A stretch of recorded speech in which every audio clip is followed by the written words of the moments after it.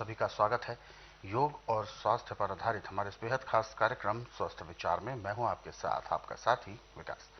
दर्शकों, स्वस्थ विचार कार्यक्रम में हम आपके लिए रोजाना बहुत कुछ गुणकारी तथ्य लेकर आते हैं। कुछ ऐसे तथ्य जो आपके रोजाना की जिंदगी में बेहद जरूरी हैं, क्योंकि अक्सर हम अपनी दिनचर्या में इतने ज्यादा व्यस्त हो जाते हैं कि हमें स्वयं पर ध्यान देने का ना तो समय मिलता है और ना ही हमें ये ख्याल रहता है कि हम अपने ऊपर भी ध्यान दे पाए। और यही कारण है बीमार पड़ने का, यही कारण है शरीर में बीमारियों के उत्पन्न होने का।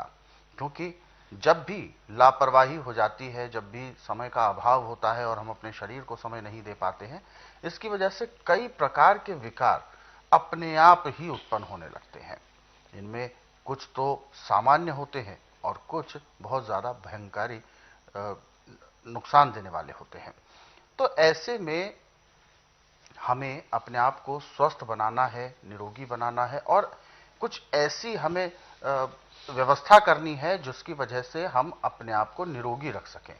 तो वो क्या है तरीके, किन किन रोगों के क्या हम उपचार कर सकते हैं, सामान्य तौर पर घरेलू उपचार हम क्या क्या कर सकते हैं, वो सारी चीजें आपको इस कार्यक्रम में गुरुजी के माध्यम से बताई जाती है। और इन सभी विषयों में हमारा मार्गदर्शन करते हैं जाने माने असाध्य रोग निवारक गायत्री सिद्ध पंडित श्री लक्ष्मण दास रतन भारद्वाज जी। आइए सबसे पहले गुरुजी का स्वागत करेंगे और कार्यक्रम की शुरुआत करते हैं। चलिए गुरुजी, नमस्कार। नमस्कार। ये कार्यक्रम आप सभी के लिए हम लेकर आए हैं और हम चाहते भी हैं कि इस कार्यक्रम में आप अपनी भागीदारी दें, यानी आप इस कार्यक्रम का हिस्सा बने।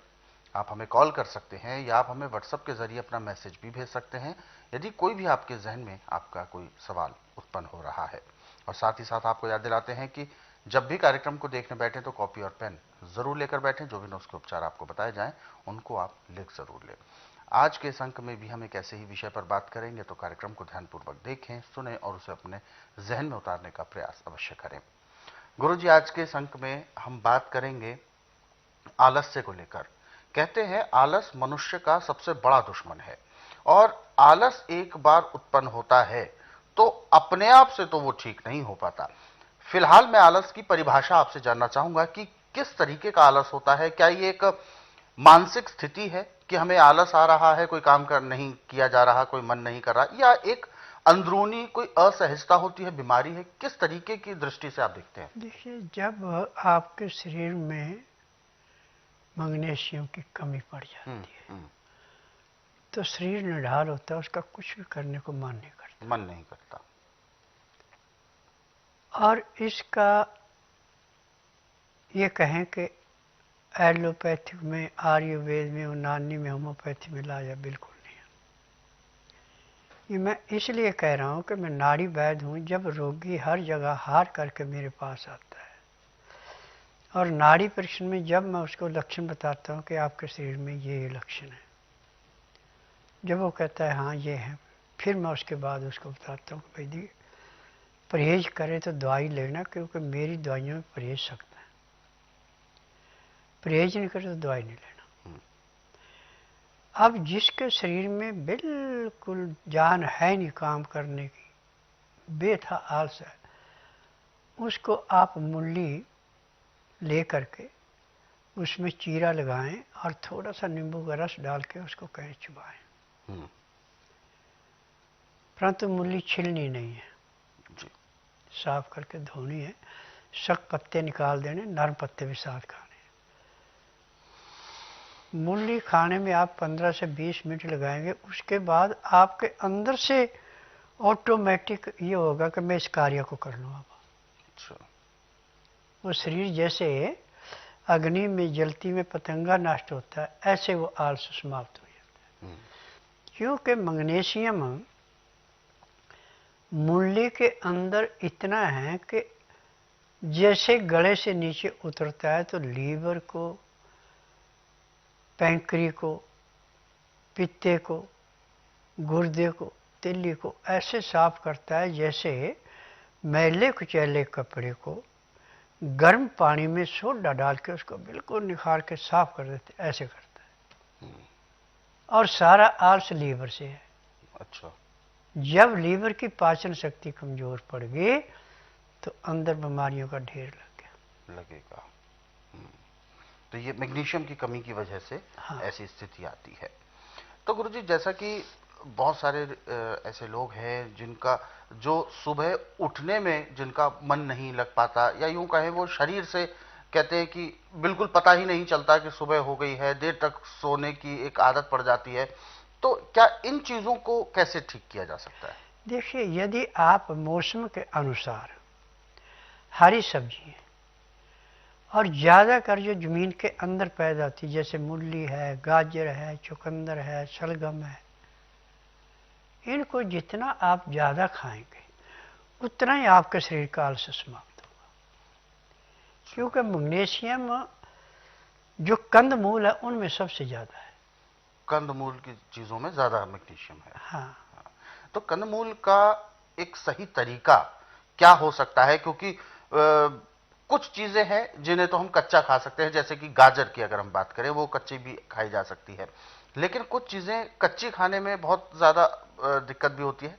तो इसका सही तरीका क्या हो सकता है कंदमूल को खाने का? देखिए, मूली है, गाजर है, चुकंदर है, शलगम है, हम्म।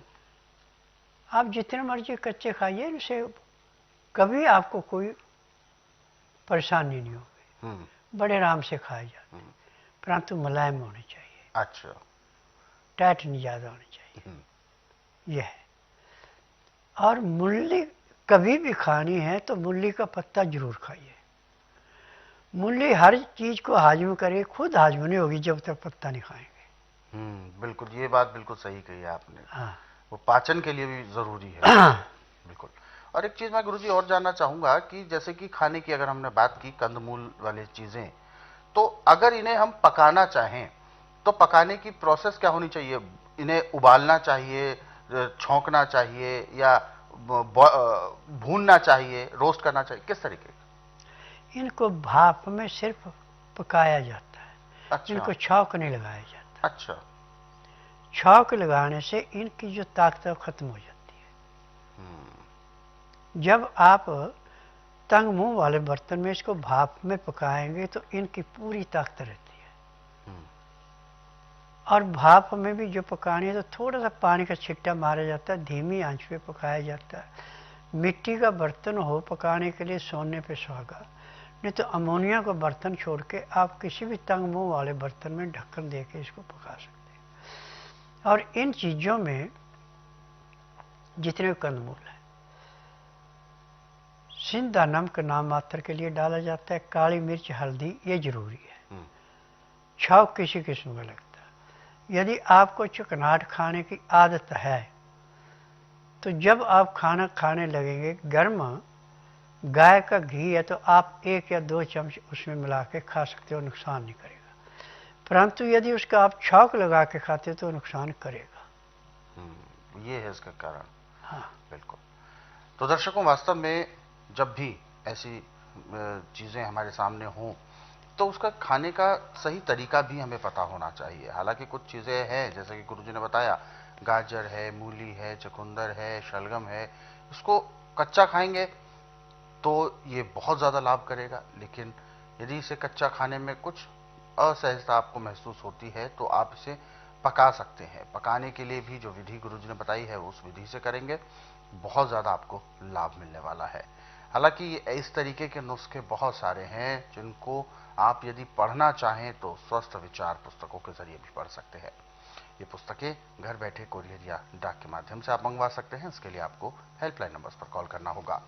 और यदि आप इस कार्यक्रम से जुड़ना चाहते हैं तो आप हमें कॉल करें या आप हमें व्हाट्सएप के जरिए मैसेज भेज सकते हैं। तो चलिए आगे बढ़ते हैं और जो दर्शक हमारे साथ जुड़े हुए हैं लाइन पर, आइए उनको शामिल करते हैं कार्यक्रम में।